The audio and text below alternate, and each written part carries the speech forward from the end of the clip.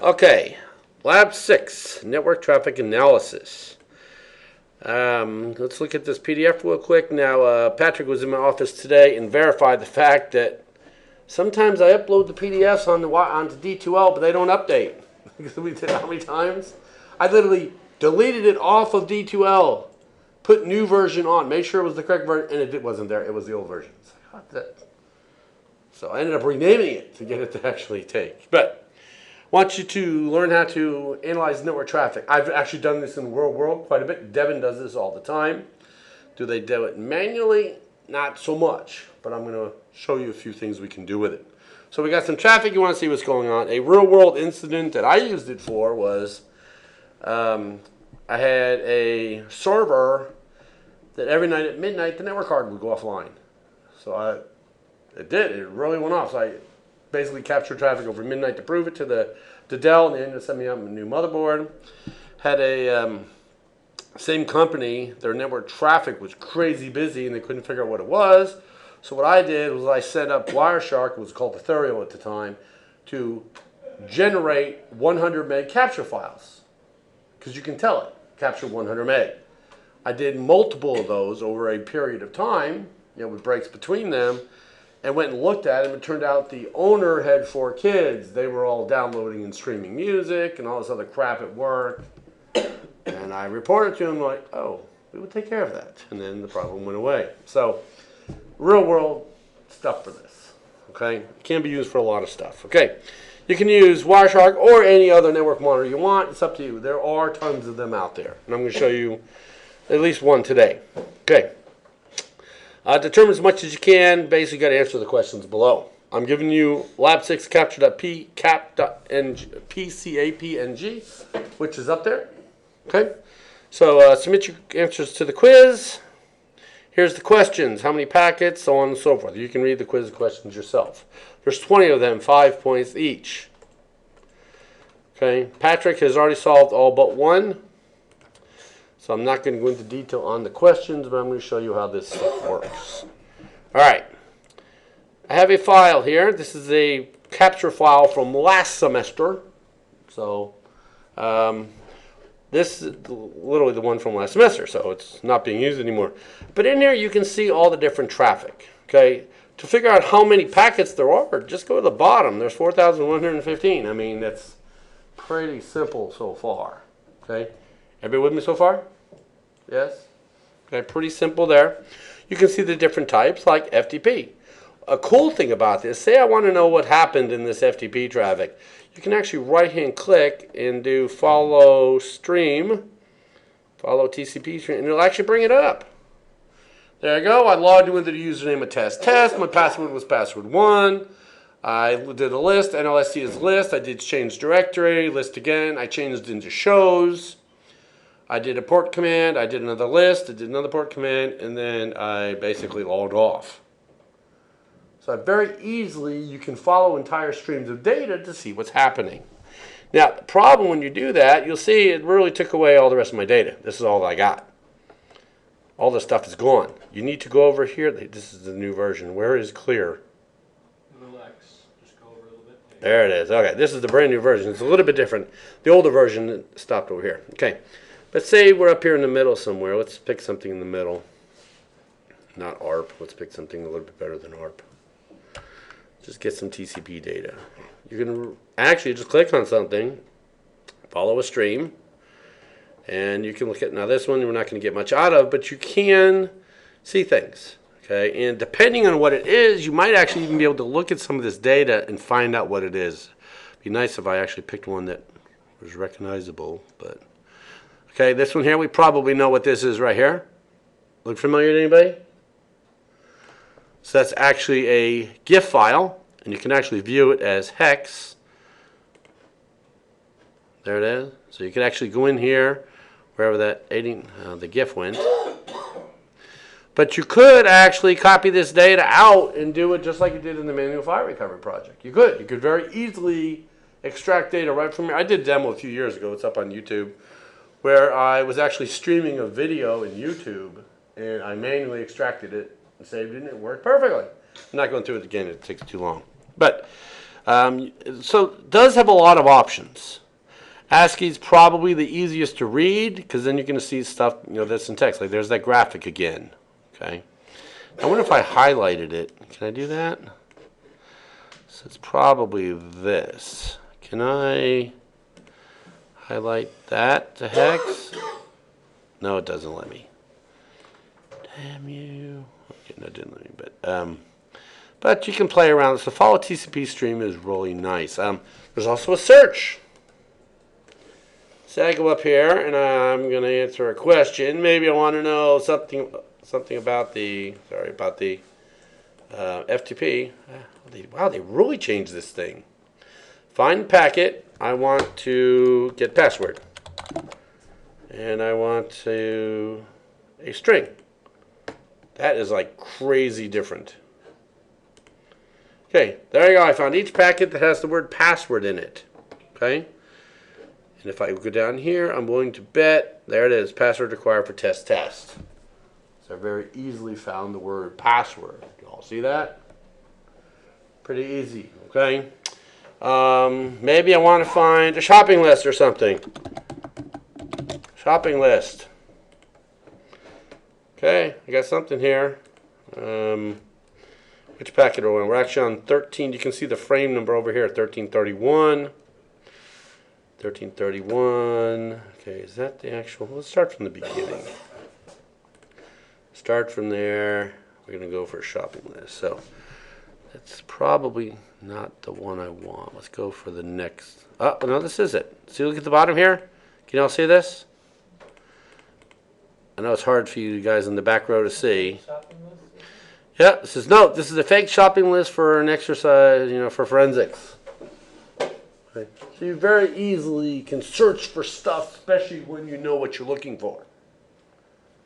Now with me giving you guys a quiz, you kind of know what you're looking for. I try to make some of the questions ambiguous, so I don't give you the exact phrase. This would drive him crazy, but it's okay. But you can very easily search. Now, so we know this is packet, what did I say, 1331, I think?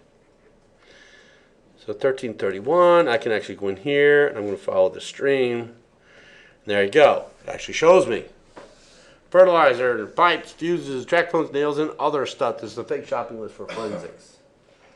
Awesome tool. Very, very easy to find stuff in. Okay? I will ask you questions about some FTP traffic. I will ask you questions about all kinds of different stuff. So you can very easily search for it. You can filter by it. You can actually sort. So say I could sort there. I can see all the DNS traffic. Look at all this DNS traffic. What's DNS do? Right? Looks up IPs for domain names. Right. It's basically name to IP mapping. Okay, they'll have different entries in here. They'll talk about different queries. So obviously this person was looking for some bomb info, some more bomb info. This one here. Let me show you an example of something. I'll be nice since Patrick asked this question already. I'm going to do a NS lookup for www.google.com. Actually, they're not going to have it. Okay, let's go for, let's find a different one. Seriously? Someone has to have one. I'm looking for a CNAME.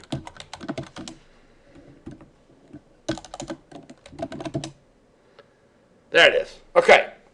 So I did a NS lookup right here for eBay.com. See that? What I said was name server or DNS lookup for eBay.com. It came back and it says ariel.rose.csit.ok.us. That's the server I queried. Then it says a non-authoritative answer, which means it did not go out and ask eBay. It just checked its cache because all DNS records are cached. It's kind of like short-term memory. It came back and said www.ebay.com is also known as www.us.g.ebay.com and slot9428.ebay.com/ed blah blah blah. It's known by all these things. What it is, www.ebay.com is a name we can use. It's something we can type in and remember. Can you imagine to get on eBay if you had to type in e9428.b.anchorage and whatever the heck? You would never remember that. So CNAME is a canonical name, also known as an alias. It helps, it makes it easier. Okay? So www.ebay.com, www is actually the host name, in other words, the web server, on the domain ebay.com. .com is the top level domain. Okay? DNS is arguably the most important thing on the internet. If you screw it up, you're dead. I mean, imagine a phone system, if your numbers start calling somebody else, you're dead. So, and we're not obviously going to remember numbers. So that's what DNS is for. And I do ask you a question about a CNAME. In other words, what I want to know is something about the alias or the canonical name records. Okay? So, pretty easy to find that. And if you're unsure, you really can just go in here and type in CNAME. See? And it should go right to one. Find. Oh, I have to spell name right. There it is. Went right to the first one. Okay. The old version of Wireshark, literally, I just downloaded this one now, so this is really different. The old version does not have this whole bar thing here. What you do is you go up under Edit, Find Packet. See how that disappeared? But the old version, you do Edit, Find Packet, it brings up a little dialog, and you type in what you want in the dialog.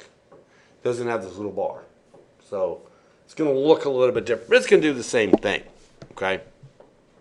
Search by hex, you can search by whatever you want. So yeah, it's pretty simple. Follow TCP stream will be your friend. But I tell you, the one thing you're going to mess, you're going to screw up, you're going to get on here and you're going to select a packet. And well, let's find you can't follow a TCP stream on a UDP packet. It doesn't work good. We're going to follow a stream here of this one. And now we have this. We have some picture, PNG picture. And you can be done. You can be like, oh, crap, I lost all my data. Where'd everything go? I'm serious. You're going to do it. You're going to freak out and you're going to be like, why is there only 10 packets? And then you're going to go over here and you're going to remember there's an X. And you're going to click that to clear your filter. Okay. Telling you, you're going to do it. I've done it. I've actually put one on that took out some of the packets, but not all of them. Like, where did it go? I'm like, I know. Yeah, so, and you can actually exclude them. You can pick a packet, and there should, at least there used to be. Oh, there it is. You can ignore it. Don't do that unless you know what you're doing. Because if you ignore it, it goes away. This is back at 626. Oh, 626. Well, wow, now it actually grays it out. But it used to go away. And you had to go in and reset your filters on it to get it to come back. That's kind of cool. I like that. That's nice. So you guys, after you finish these packets, you can literally mark them as ignored, and then that's a nice feature. I like that. So let's try something. So let's follow a stream here. Again, this is a brand new edition. We're going to select all of these guys. Can I? Oh, I can't highlight the whole stream at a time. I was hoping I could do the whole stream and then ignore whole stream. I guess you can't do that. That would have been awesome if you could. Yeah, it probably is. And it does remember stuff, so you can go back and see different streams that you were on. Okay? But just clear when you're done. So, really cool tool. Again, it's much easier now that I'm telling you exactly what I'm looking for. You just got to find it. Okay? So everybody okay with Wireshark? Pretty simple. No issues. Okay. This project is actually quite simple. I'm going to now go in here and show this other program to you. It's under Software Needed. Oh, it's already unzipped. And it's called Network Miner. If you were on the Cybersecurity Club last fall, I actually demoed this tool at that point. I'm going to go in here and I'm going to say File Open. And I'm going to go to my desktop. I'm going to go under Forensics. I'm going to go into Lab 6. The demo. I'm going to open this guy up. And what this tool is doing is it's actually reading in all the data and doing it all for me. Let's look. Do you have any images? Oh, look, I have images. Do you have any files? Or how about credentials? Oh, look. Let's see. Let's see if I can widen this a little here. See if we can find one with a password. There'll be a password in here somewhere. Ah, FTP right there. FTP. Test, passwords. Password 1 right there. See it at the bottom? Cool little tool. So you can see credentials. You can see DNS queries. There you go. You know exactly what the queries were. There's an option for files. Maybe I want to see a file. Let's look for, all kinds of different files. Trying to find a specific type here, and I'm not having any luck. Come on. Here we are. I have a much wider screen in the other room. But you can actually pick a file, then you can right-click it. You got to right-click it twice. I don't know why. You just have to. And it'll actually open it right there for you. So, cool tool. Not everything will open. Obviously, JavaScript ain't going to do much for you. But it'll open websites. It'll open pretty much everything. I'm trying to find another file here. I think I read somewhere that this new version, they disabled it when you're downloading files, the older version didn't let you do malware, or it changed the extension. Let's find the Pro Edition. Could be. Yeah, because there was part of it that said you needed the Pro Edition, but like this file here, open it. Oh, there's a little trash bucket up there at the top. I don't know if you can see it, but it's there. Yeah, you can open up all different kinds of files, PNG files. You could probably even open up certificate files. I'm just wondering. Might make certain things easier in life. What do you think, Patrick? Think that might work? So, really awesome tool. If you've never played with it, play with it. Okay, it's really, really nice. But you can see it's got credentials, it's got sessions, it's got DNS, it's got all. Now, I tried to make the project so you can't just do it all in here. Yes? So I'm trying to open the PCAP-NG file in Network Miner. It's saying it's a professional edition. But there's a way to fix it. I think it's because it's an NG, cap NG. Don't give out too many hints. Okay, you can also see all the hosts that pertain to this project. Okay, so you can very easily sort by IP address. You want to know what happened to a specific IP? Boom, there it is. You can find all the information about it.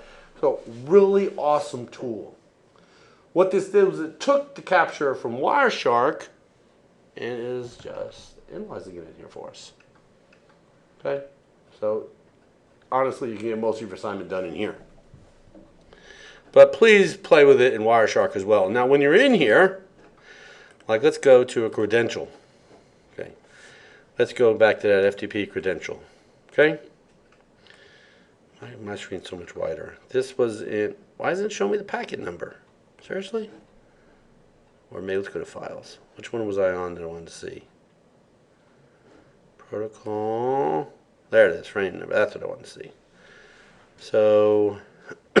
Say you wanted to see this this traffic that pertained to Facebook. It actually tells you which packet it was on. So this was on 3704. So then I could go over here in Wireshark. And if I was to open this up and go down to 3704, I bet it has something to do with Facebook. And if I actually looked at this data under HTTP, somewhere in here there'll be something to do with Facebook. Yep, right there. This is Facebook. So you can actually use the tools in combination. Okay? Are we okay with that? So if you've never seen that tool, it's pretty sweet. I said it does a lot of work for you. It does support live sniffing, but it's probably only in the pro version. I haven't tried. Did anyone try ever doing that in this? CPEG, PCAP over IP. Yeah, we can't start capturing. We got the free version. But if we had the pro version, we could actually capture live traffic straight into this. Okay. But it's pretty cool. So, any questions? This project's very simple. Okay, but that still doesn't mean wait till 4:30 on the day it's due to start it. What did it take you, an hour, Patrick? So give you all a couple hours, you should be done. Okay, so very, very simple project this week. But it's a very important project, knowing how Wireshark works, because it is used everywhere. Okay, that's all we got for you this week. Very short recording. All right.